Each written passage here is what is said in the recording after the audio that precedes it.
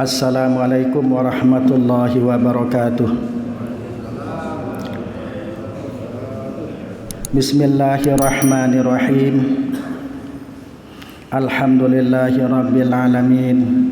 Wassalatu wassalamu ala asyrafil anbiya'i wal mursalin Sayyidina Muhammadin wa ala alihi wa ashabihi ajma'in wa man tabi'ahum bi ihsanin ila yaumiddin. Wala hawla wala quwwata illa billahil aliyyil azim. Amma ba'd.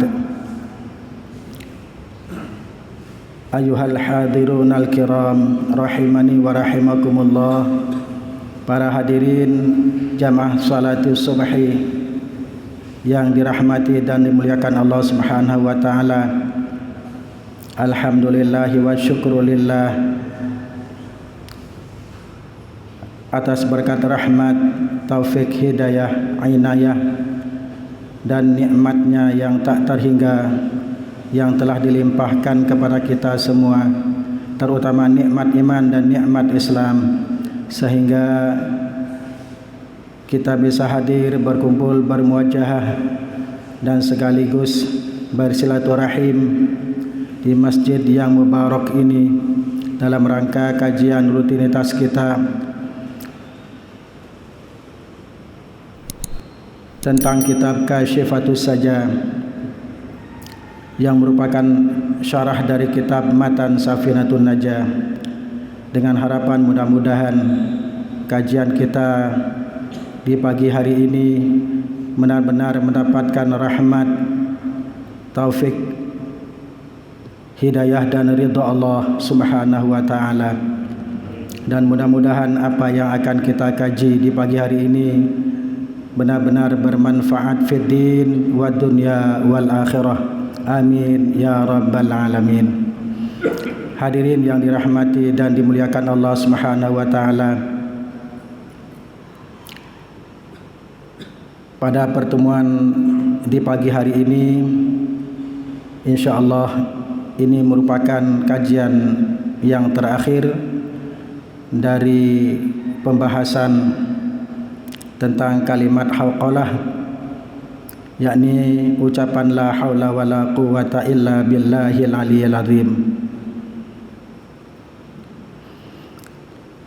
Ila hadratin nabiyil mustafa sayyidina Muhammadin sallallahu alaihi wasallam wa abihi wa ikhwanihi minal anbiya'i wal mursalin wa jami'il malaikatil muqarrabin alaihimus salatu wassalam wa azwajihi ummahatil mu'minin wa auladihi wa dzurriyyatihi wa alihi wa ashabihi. Thumma khususan ila hadrati Sayyidina Syekh Al-Allamah Muhammad Nawawi bin Umar Al-Jawi rahimahullah wa Sayyidina Syekh Al-Alim Al-Fadil Salim bin Sumair Al-Hadrami rahimahullah. Syai'un lillahi lana wa lahumul Fatihah. A'udzu billahi minasy syaithanir rajim. Bismillahirrahmanirrahim. Alhamdulillahi rabbil alamin. Arrahmanir rahim. Maliki yaumiddin. Iyyaka na'budu wa iyyaka nasta'in. Ihdinas siratal mustaqim. Siratal ladzina an'amta 'alaihim ghairil maghdubi 'alaihim waladdallin.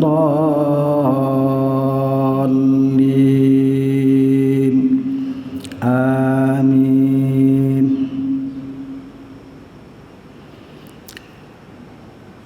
Bismillahirrahmanirrahim.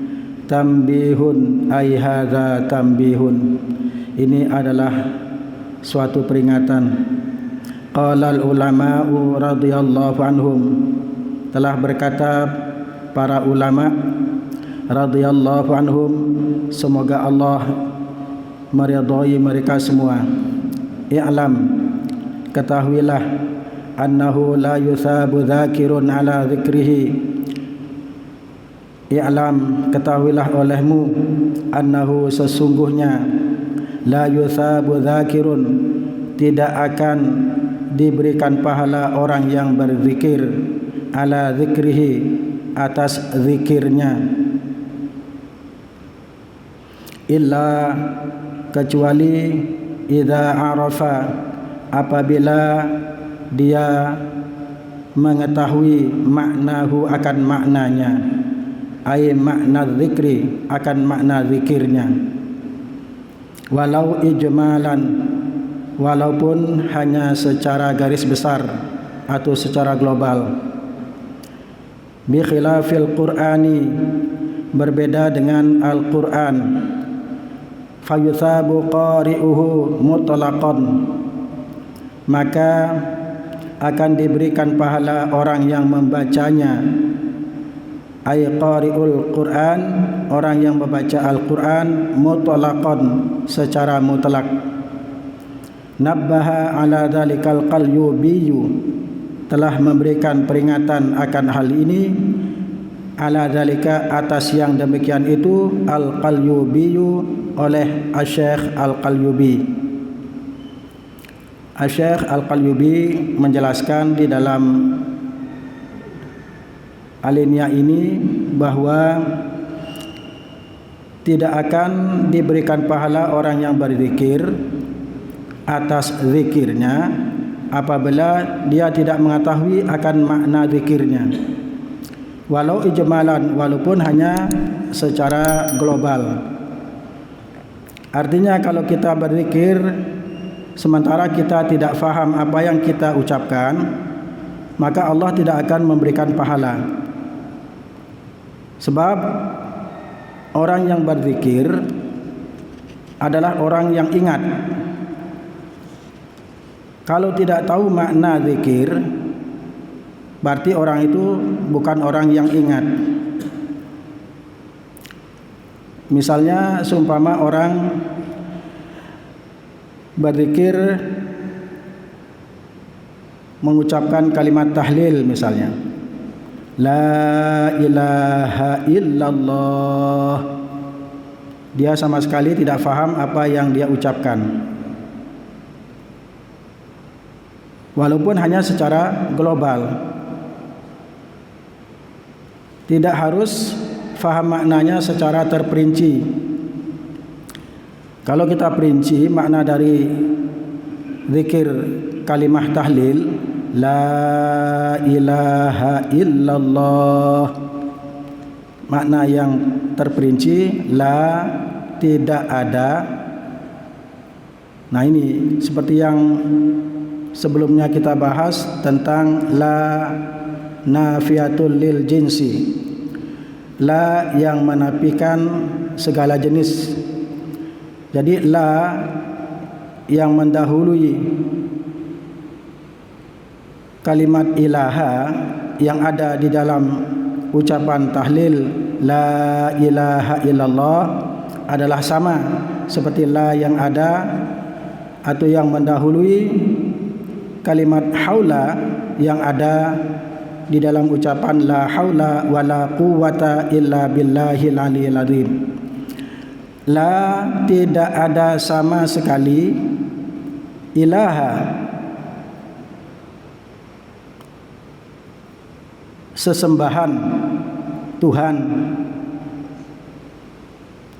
Al-ma'buda bihaq, yang disembah dengan sebenar-benarnya, illallahu, kecuali Allah. Itu maknanya. Minimal makna yang termasuk makna tafsili atau terperinci dalam maqam syariat. Di dalam maqam syariat minimal seseorang yang mengucapkan kalimat la ilaha illallah, dia harus memahami minimal makna yang telah saya ucapkan tadi, yakni la ilaha ay la ma'buda bihaqqin mawjudun illallahu, tidak ada yang disembah dengan sebenar-benarnya illallahu, melainkan Allah. Kalau seandainya orang hanya tahu makna harfiahnya, tidak ada Tuhan selain Allah, tidak ada Tuhan selain Allah, maka kita termasuk orang yang mendustakan ayat-ayat Al-Quran. Sebab di dalam Al-Quran dijelaskan ada sebagian manusia yang menuhankan selain Allah. Kalau kita buka Al-Quran, kita baca terjemahannya, maka kita akan menjumpai sebagian dari ayat Al-Quran itu yang menjelaskan bahwa di sana ada sebagian manusia yang menyembah selain Allah, ada yang menuhankan sesuatu selain Allah. Seperti ada yang menuhankan matahari, ada yang menuhankan jin, ada yang menuhankan malaikat dan lain sebagainya selain dari Allah. Kalau sekiranya kita hanya memahami makna harfiahnya, maka kita akan terjebak ke dalam orang-orang yang mendustakan ayat-ayat Allah. Karena di dalam ayat-ayat Allah yang tertera di dalam Al-Quranul Karim banyak dijelaskan ada sekelompok manusia yang memang tidak menuhankan Allah, tetapi menuhankan yang selain Allah. Jadi makna ijmalnya yaitu makna yang secara global yang akan Allah berikan pahala kepada orang yang berzikir apabila dia memahami maknanya. Jadi makna yang paling minimal dari kalimat tahlil la ilaha illallah adalah la ma'budu bihaqqin mawjudun illallah.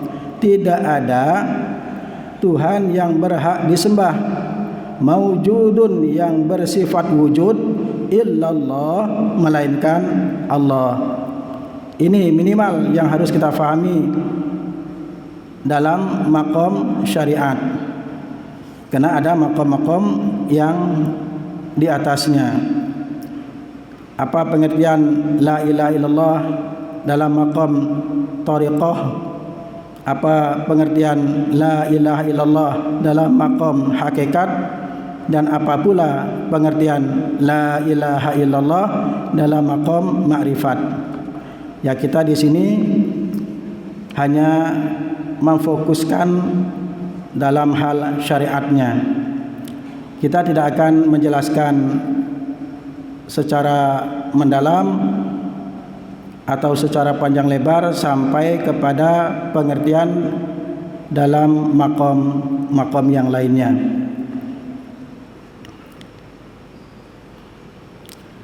Bi khilafil Qur'ani, berbeda dengan Al-Qur'an. Saya ulangi dulu. Misalnya ada orang berdoa. Ketika dia berdoa mengucapkan Rabbana atina fid dunya hasanah wa fil akhirati hasanah wa qina adzabannar. Rabbana, dia tidak tahu artinya Rabbana. Apa Rabbana? Saya enggak tahu. Atina, apa artinya atina? Saya juga tidak tahu katanya. Jadi kata per kata, kalimah per kalimah, dia tidak tahu maknanya atau artinya. Rabbana, dia tidak tahu. Cuman kalau ditanya, kenapa kamu membaca doa tersebut? Ya, kemudian dia jawab, saya ingin Allah Subhanahu wa taala memberikan saya kebahagiaan dan kebaikan dunia akhirat. Itu sudah cukup. Ini sudah secara ijmal. Jadi dia memahami makna yang diucapkan itu secara ijmal. Kalau secara terperinci, yaitu dia tahu kata per kata. Rabbana, ay ya Rabbana, wahai Tuhan kami, atina, datangkanlah kepada kami atau anugerahkanlah kepada kami fid dunya, di dalam dunia ini, hasanah, akan kebaikan, wa fil akhirati, dan di dalam akhirat hasanah akan kebaikan pula. Wa qina adzabannar, dan jauhilah kami dari siksa neraka. Itu makna secara terperinci kata per kata. Tapi kalau orang hanya fahamnya makna secara ijmal, secara global atau secara garis besar, dia membaca doa sapu jagat ini niatnya agar Allah memberikan kebaikan dunia akhirat. Itu sudah cukup. Berarti dia sudah faham tujuan atau maksud dari dia membaca doa tersebut. Bi khilafil Qur'ani, berbeda dengan Al-Qur'an. Fayuthabu qari'uhu, maka akan diberikan pahala orang yang membaca Al-Qur'an mutlaqan, secara mutlak. Kalau orang membaca Al-Qur'an asalkan niatnya lillahi ta'ala, bacaannya benar, tepat sesuai dengan kaidah tajwid, makharijul hurufnya benar, maka orang tersebut akan diberikan pahala oleh Allah mutlaqan, secara mutlak, baik dia faham maknanya maupun tidak. Nah, inilah keistimewaan Al-Qur'an. Orang yang membaca Al-Qur'an, baik dia faham akan makna ayat-ayat Al-Qur'an yang dibacakannya atau tidak, Allah tetap akan memberikan pahala. Cuman kalau orang yang membaca Al-Qur'an disertai dengan memahami maknanya, maka pahalanya lebih besar dari orang yang membaca Al-Qur'an tetapi tidak faham maknanya. Ini yang dimaksud dengan mutlaqan. Bi khilafil Qur'ani fayuthabu qari'uhu mutlaqan. Nabbaha ala dzalika al-Qalyubiyyu. Jadi yang memberikan keterangan semacam ini atau peringatan semacam ini adalah Asy-Syaikh Al-Qalyubi. Faidatun, ay hadhihi faidatun, ini adalah suatu faidah. Qala al-Maqdisi rahimahullahu taala, telah berkata Asy-Syaikh Al-Maqdisi rahimahullahu taala, al-alifu wal lamu fi asma'ihi ta'ala lil kamali. Sekarang kita masuk ke dalam bahasan ilmu nahwu. Nah, inilah metode yang dipakai oleh Asy-Syaikh Muhammad Nawawi Al-Bantani. Beliau mensyarahkan kitab Safinatun Najah ini, dijelaskan atau dijabarkan dari sisi tauhidnya, kemudian dari sisi makna fikihnya, dan juga dari sisi ilmu nahwu atau ilmu sorofnya. Al-alifu wal lamu, adapun alif dan lam atau al fi asma'ihi ta'ala, yang terdapat di dalam nama-nama Allah Ta'ala, lil kamali, adalah untuk menunjukkan kesempurnaan. Alif lam yang ada di dalam lafaz Allahu itu bukan alif lam lit ta'rif, bukan alif lam yang fungsinya memakrifatkan isim atau yang fungsinya menjadikan isim nakirah menjadi isim makrifat, bukan. Alif lam yang ada di dalam lafaz Allahu, Allahu awalnya kan alif lam, Allahu itu bukan li ta'rif, bukan bermakna makrifat sebagaimana alif lam yang ada di dalam Alkitabu misalnya. Karena Alkitabu bentuk nakirahnya adalah kitabun. Kitabun itu artinya sebuah kitab. Artinya kitabnya tidak pasti, kitab yang mana, masih bersifat umum. Kitabun, sebuah kitab. Jadi orang mengucapkan kata kitabun itu tidak menunjukkan kepada jenis barang atau jenis kitab tertentu. Tetapi kalau orang membaca dengan diawali atau ditambah alif lam di awalnya, kemudian menjadi al-kitabu, dari nakirah menjadi ma'rifat, maka maknanya lain. Misalnya ada orang mengatakan hadzal kitabu, ini adalah sebuah kitab. Ini adalah kitab jelas. Yang dimaksud atau yang dituju oleh orang yang mengucapkan kata tersebut jelas terhadap objek tertentu, kepada objek kitab yang tertentu. Al-kitabu, kitab itu atau kitab ini. Kalau kitabun, sebuah kitab. Jadi objeknya tidak jelas. Kitab yang mana yang dimaksud? Baik yang membaca atau yang mendengarkan tidak menentukan kepada objek tertentu dari sebuah kitab. Itu namanya isim nakirah. Tetapi kalau alif lam yang ada di dalam nama-nama Allah bukan fungsinya seperti itu. Tapi di sini disebutkan lil kamali, untuk menunjukkan kesempurnaannya Allah, bahwa Allah itu adalah zat yang maha sempurna, zat yang disucikan atau maha suci dari sifat-sifat kekurangan.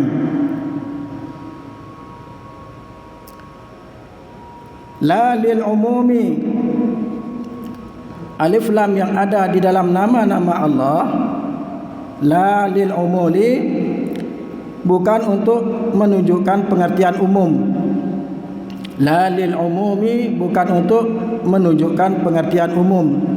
Wala lil ahdi, dan tidak juga untuk menunjukkan pengertian maklum.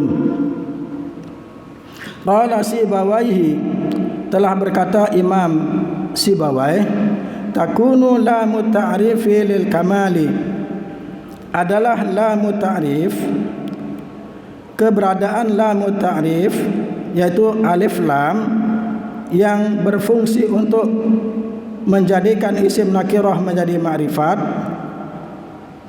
lil kamali adalah untuk menunjukkan kesempurnaan. Taqulu, misalnya engkau mengatakan Zaidun ar-rajulu, Zaidun ar-rajulu, Zaid adalah sang lelaki. Yakni maksudnya al-kamilu firrujuliyati, yang sempurna di dalam sifat kelakiannya. Kalau kita mengatakan kata Zaidun ar-rajulu, menurut Imam Sibawai itu pengertiannya adalah lil kamali, untuk menunjukkan kesempurnaan. Seperti contoh Zaidun ar-rajulu, Zaid adalah sang lelaki. Maksudnya al-kamilu, orang yang sempurna, firrujuliyati, di dalam sifat kelakiannya. Wa kadzalika, dan demikian pula, hiya alif lam atau lam ta'rif min asma'ihi ta'ala, dari nama-nama Allah Ta'ala. Jadi alif lam yang ada di dalam nama-nama Allah Ta'ala seperti Allahu, Ar-Rahmanu, Ar-Rahimu, Ar-Razzaqu, Al-Alimu, As-Sami'u, dan yang lainnya, itu menunjukkan makna lil kamali, untuk menunjukkan kesempurnaan. Kalau Imam Sibawai tidak membedakan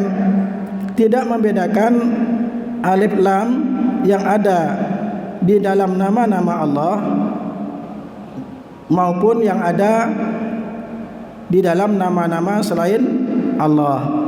Jadi menurut Imam Sibawai maknanya adalah lil kamali, baik alif lam yang ada dalam nama-nama Allah maupun yang ada di selain nama-nama Allah.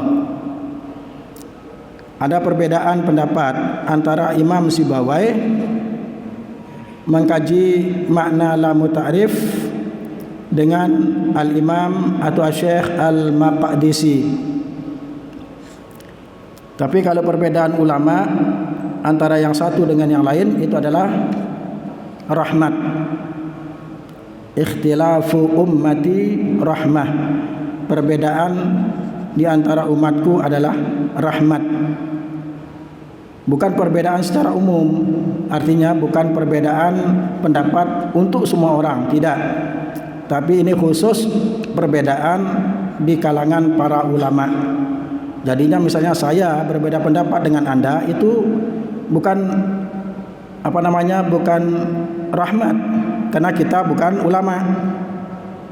Nah, kalau kelasnya Imam Sibawai dengan Imam Al-Maqdisi, beliau-beliau ini adalah ulama, maka perbedaan pendapat di antara mereka berdua ini terkandung rahmat di dalamnya. Ikhtilafu ummati rahmah. Maka itu yang dimaksud oleh Nabi Muhammad sallallahu alaihi wasallam tentang perbedaan umatku ai ikhtilafu ulama'i ummati. Perbedaan di antara ulama-ulama umatku rahmatun adalah rahmat. Ya, misalnya saya ambil contoh perbedaan pendapat tentang batalnya wudu antara Imam Asy-Syafi'i dengan Imam Al-Maliki. Kalau Imam Asy-Syafi'i mengatakan bahwa bersentuhan kulit antara laki-laki dengan perempuan yang bukan mahramnya maka membatalkan wudu. Tetapi kalau menurut pendapat Imam Al-Maliki, bersentuhan kulit antara laki-laki dengan perempuan yang lainnya baik mahram maupun bukan mahram tidak membatalkan wudu. Ini rahmatnya di mana? Kok bisa dikatakan perbedaan ini rahmat? Kalau sepintas kita mengamatinya seakan-akan membingungkan. Kenapa kok ulama-ulama mazhab ini antara yang satu dengan yang lain ada perbedaan pendapat? Ada beberapa perbedaan pendapat tentang sesuatu. Seperti contoh barusan. Nah, ini rahmatnya di mana? Ketika orang menunaikan ibadah haji, kan di sana ketika kita tawaf itu ratusan ribu orang, bahkan jutaan orang yang tawaf, baik laki-laki maupun perempuan. Kita sulit untuk menghindarkan akan bersentuhan dengan perempuan lain karena di sana berdesak-desakan. Nah, maka disinilah rahmatnya. Ada ulama yang mengatakan tidak batal wudhu seseorang apabila bersentuhan kulit dengan laki-laki dengan perempuan yang lain, baik itu mahram maupun bukan mahram. Tapi kalau Imam Asy-Syafi'i mengatakan bahwa kalau bukan mahram antara laki-laki dan perempuan bersentuhan kulit membatalkan wudhu, karena perbedaan ulama Asy-Syafi'i dengan Imam Maliki menafsirkan ayat Al-Quran aula mastumun nisa. Aula mastumun nisa menurut penafsiran Imam Asy-Syafi'i, yang dimaksud dengan aula mastumun nisa artinya bersentuhan kulit laki-laki dan perempuan. Tapi kalau menurut penafsiran Imam Al-Maliki, makna dari aula mastumun nisa adalah bersetubuh. Jadi yang membatalkan wudhu kalau bersetubuh menurut Imam Al-Maliki. Tapi kalau dalam keadaan ikhtiar, dalam keadaan tidak darurat, kita yang berpegang dengan pendapat Imam Asy-Syafi'i tidak bisa menggunakan seenaknya pendapat Imam Al-Maliki dalam keadaan ikhtiar, dalam keadaan tidak darurat. Kalau kita menunaikan ibadah haji kemudian tawaf, itu adalah dalam keadaan darurat. Kita tidak bisa menghindar. Kalau kita di sana tetap berpegang dengan pendapat Imam Asy-Syafi'i, maka tawafnya kita tidak akan pernah tuntas. Sebab batal, bersentuhan kulit batal, kita bingung cari tempat wudhu. Untuk keluar susah, apalagi masuk. Jadi manasik haji kita tidak akan pernah tuntas. Maka disinilah rahmatnya perbedaan ulama yang satu dengan ulama yang lainnya. Makanya yang dimaksud dengan ikhtilafu ummati rahmat itu adalah bukan perbedaan pendapat secara umum. Bukan setiap orang berbeda pendapat rahmat. Si A dengan si B berbeda pendapat tentang partai politik misalnya, rahmat, ya tidak bisa.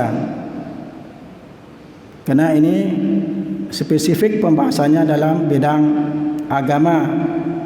Perbedaan pendapat antara orang yang memang benar-benar pakar dalam ilmu agama sekelas Imam Asy-Syafi'i dengan Imam Al-Maliki dan juga imam-imam yang lainnya seperti Imam Al-Maqdisi dengan Imam Sibawai yang merupakan adalah ulama ahli nahwu. Perbedaan pendapat di dalam mengkaji makna al-alif lam.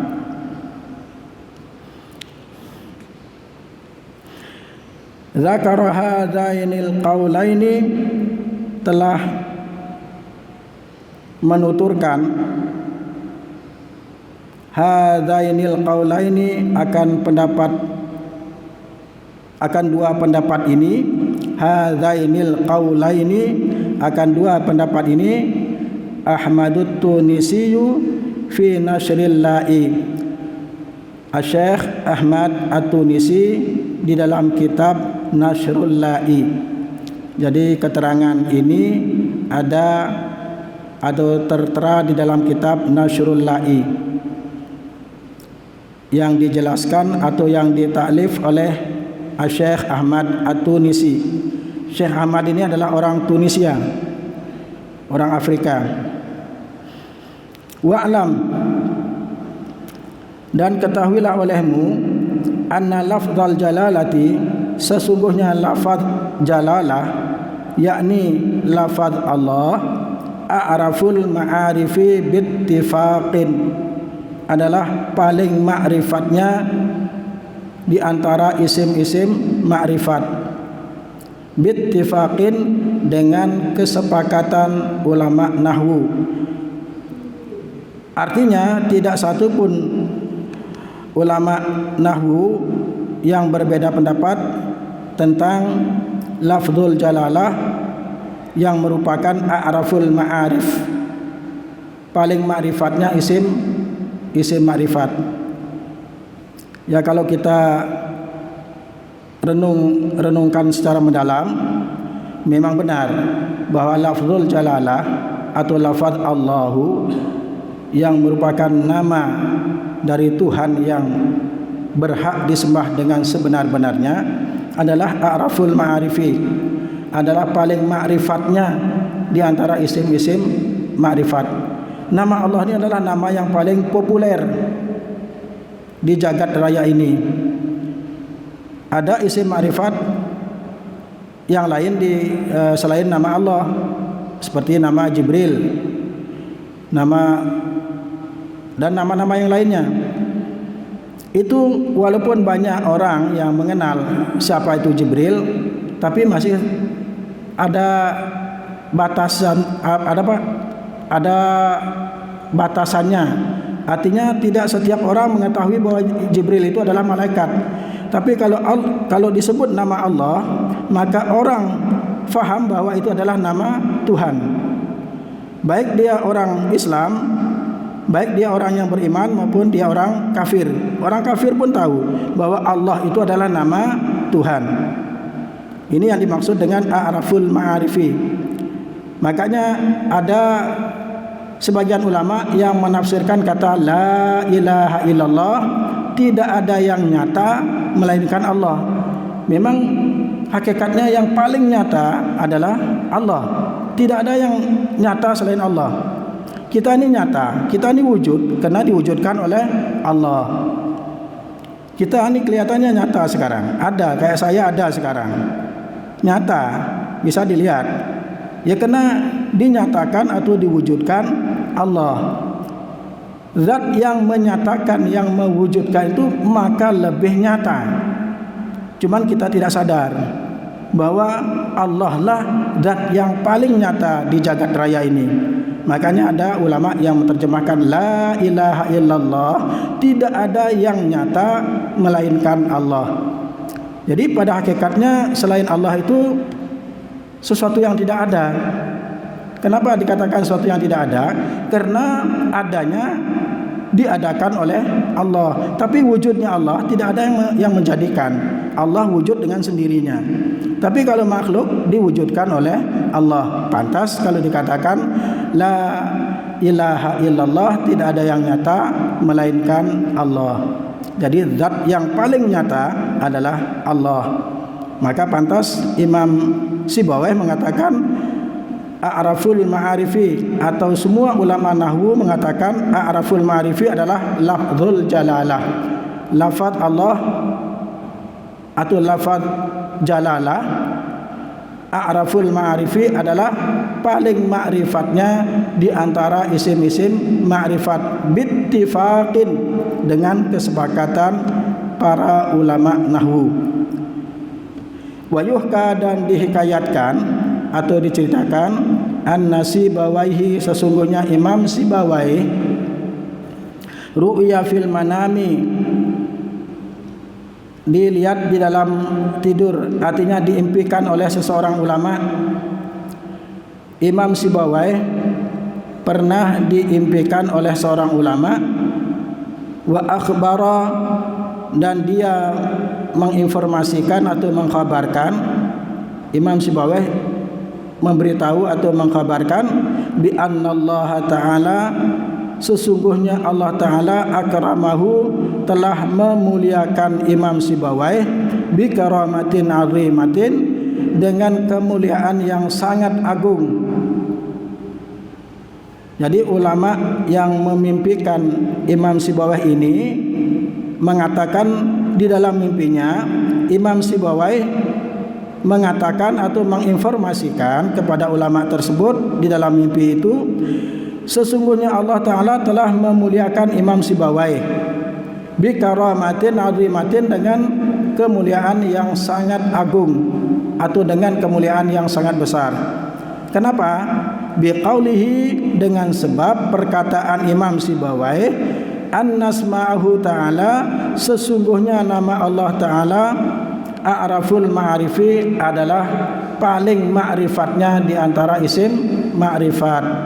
Sebenarnya kata-kata Imam Sibawayh ini menunjukkan orang yang benar-benar tauhidnya kepada Allah, benar-benar ma'rifat kepada Allah, sehingga beliau dengan ikhlas, dengan tulus dari hati nurani mengatakan bahwa nama Allah Ta'ala itu a'raful ma'arifi, adalah paling ma'rifatnya di antara isim-isim ma'rifat. Faslun fi bayani da'aimil islami wa asasiha wa ajzaiha. Faslun ay hadza faslun fi bayani da'aimil islami wa asasiha wa jazaiha, wallahu a'lam bis-shawab. Al-Fatihah.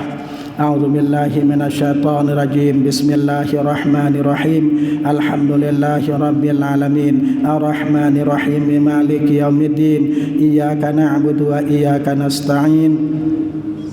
Ihdinas siratal mustaqim, siratal ladzina an'amta 'alaihim ghairil maghdubi 'alaihim waladdallin. Amin. Demikianlah kajian kita pada pagi hari ini. Mudah-mudahan sedikit yang kita bahas bermanfaat fid din wad dunya wal akhirah. Dan apabila ada kesalahan dan kekurangan, kami mohon maaf yang sebesar-besarnya. Subhanakallahumma wa bihamdika asyhadu an la ilaha illa anta astaghfiruka wa atubu ilaik. Subhanakallahumma wa bihamdika asyhadu an la ilaha illa anta astaghfiruka wa atubu ilaik. Subhanakallahumma wa bihamdika asyhadu an la ilaha illa anta astaghfiruka wa atubu ilaik. Akhirul kalam wal afu minkum. Wassalamualaikum warahmatullahi wabarakatuh.